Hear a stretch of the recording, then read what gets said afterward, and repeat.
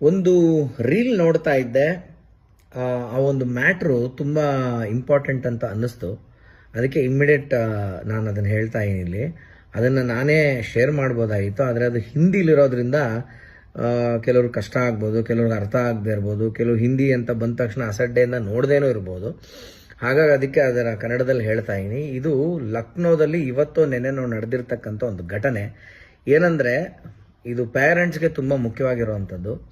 ಬೆಳಗ್ಗೆ ನಿಮ್ಮ school bus, ಮಕ್ಕಳನ್ನ ಪಿಕ್ ಮಾಡಕ್ಕೆ ಬರೋವಂಥ ಸ್ಕೂಲ್ ಬಸ್ಸು ಒಂದು 1/4 ಗಂಟೆ ಅರ್ಧ ಗಂಟೆ ಬೇರೆ ಬಸ್ ಬರುತ್ತೆ, ಹಾರನ್ ಮಾಡುತ್ತೆ. ಸೊ ನಾವು ಮನೇಲಿ ಕೆಲಸದಲ್ಲಿ ಬ್ಯುಸಿ ಇರ್ತೀವಿ, ಹಾರನ್ ಸೌಂಡ್ ಕೇಳ್ತೀವಿ, ಬಸ್ ಬಂತು ನಡೀರಿ ನಡೀರಿ ಅಂತ ಮಕ್ಕಳನ್ನ ಕಳಿಸ್ತಕ್ಕಂಥದ್ದು, ಬಸ್ಸಲ್ಲಿ ಮಕ್ಳು ಹತ್ಕೊಂಡು ಹೋಗುವಂಥದ್ದು. ಈ ಥರ ಒಂದು ಇದನ್ನೇ ಅರ್ಥ ಮಾಡ್ಕೊಂಡು ಯಾರೋ ಒಬ್ಬ ಅರ್ಧ ಗಂಟೆ ಬೇಗ ಬಂದಿದ್ದಾನೆ, ಅವನು ಬೇರೆ ಬಸ್ನವನು, ಅವನು ಮಕ್ಕಳು ಕಳ್ಳ.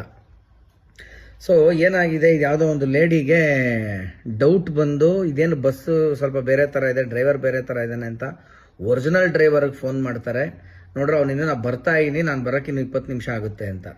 ಆಮೇಲೆ ಇವನ್ನ ಬಂದು ವಿಚಾರಿಸಿದಾಗ ಇಲ್ಲ ಅವ್ರು ಇವತ್ತು ಬರ್ತಾ ಇಲ್ಲ, ಅದಕ್ಕೆ ನಾನು ಬಂದಿದ್ದೀನಿ ಅಂತ. ಸೊ ಇದೇನೋ ಒಂಥರ ಹೊಸ ಥರ ಪ್ಲ್ಯಾನ್ಗಳು, ಸ್ಕೆಚ್ಗಳು ಇದೆಲ್ಲ ನಡೆದಿದೆ. ದಯವಿಟ್ಟು ಪೇರೆಂಟ್ಸು ಬೆಳಗ್ಗೆ ಕಳಿಸೋವಂಥ ಒಂದು ಆತರದಲ್ಲಿ, ಟೆನ್ಷನಲ್ಲಿ ನೀವು ಇರ್ತೀರಿ, ಯಾರು ಇದೆಲ್ಲ ಗಮನಿಸೋದಿಲ್ಲ.